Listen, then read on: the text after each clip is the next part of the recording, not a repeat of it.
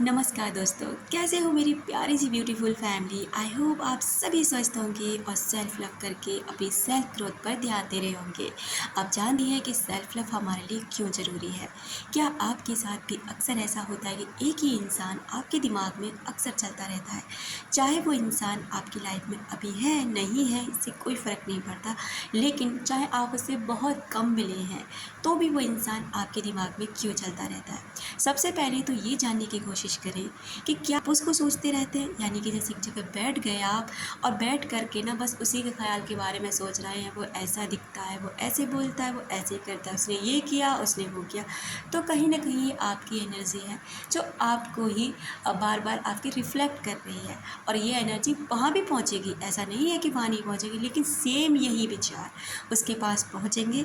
इसका आपको कोई भी प्रतिक्रिया नहीं मिलेगी, क्योंकि ये विचार ऐसे नहीं है जो उस व्यक्ति पर जा कर के वार करें, यानी उसे आपके प्रति सोचने पर मजबूर करें।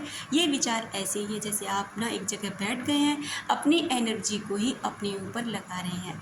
दूसरा ये है कि उस इंसान ने आपके साथ में ऐसा क्या किया है, धोखा दिया है, इस वजह से उसके धोखे को याद करते।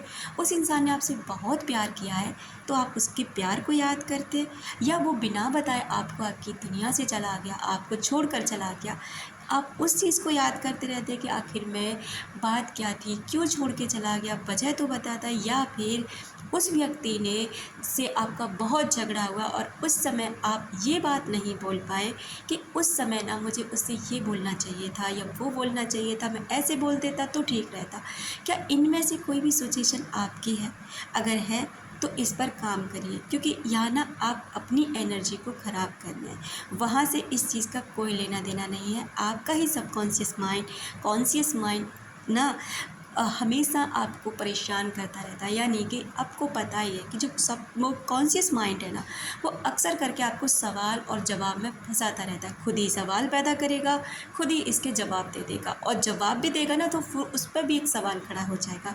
इसलिए इस इल्यूज़न से बाहर निकलिए। उसके बाद में अगर वो व्यक्ति आपको याद करता होगा, अगर वो व्यक्ति सच में आपको याद कर रहा है, वो भी आपके प्रति कोई फीलिंग रखता है ना, तो वो कुछ इस तरह से आपको पता चलेगी जैसे कि आपका बिजी शेड्यूल है, आपके पास इतना टाइम ही नहीं है कि आप किसी भी इंसान के लिए घंटों बैठ कर ना एक जगह पर बिताओ और सोचो।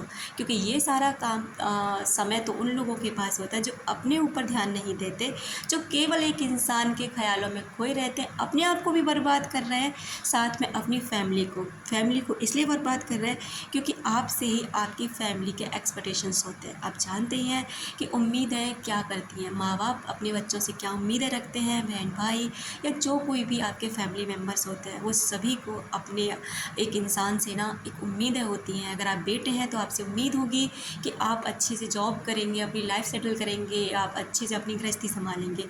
अगर आप बेटी हैं तो आपसे उम्मीद होगी कि आप भी अच्छे से जॉब करें या फिर सेटल हो जाए, अच्छे से पढ़ाई करें और अच्छा सा घर देखकर आपकी शादी कर दी जाए।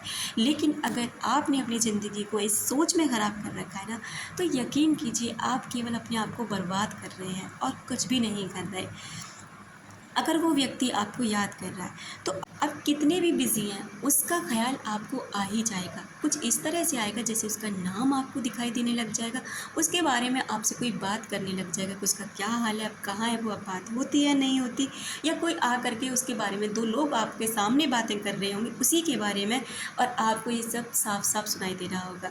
उसका नाम आपको कहीं जगह जगह पर सुनाई या दिखाई दे रहा होगा, कहीं कमेंट बॉक्स में, किसी मूवी में, किसी सॉन्ग में, कहीं भी किसी वीडियो में, कहीं मार्केट में, किसी की नेम प्लेट पर उसका डिजिट दिखाई देना, जैसे उसके mobile number, date of birth वगैरह वगैरह।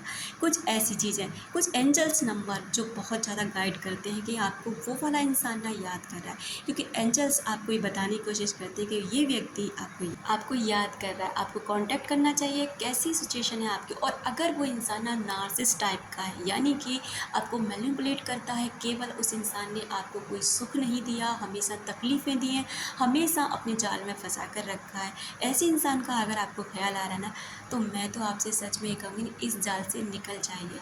कोई एक बेहतरीन इंसान ना आपका इंतज़ार कर रहा होगा, जो कुदरत ने आपके लिए बनाया होगा, जो सच में आपको प्यार करेगा, जो सच में आपको प्यार का एहसास कराएगा।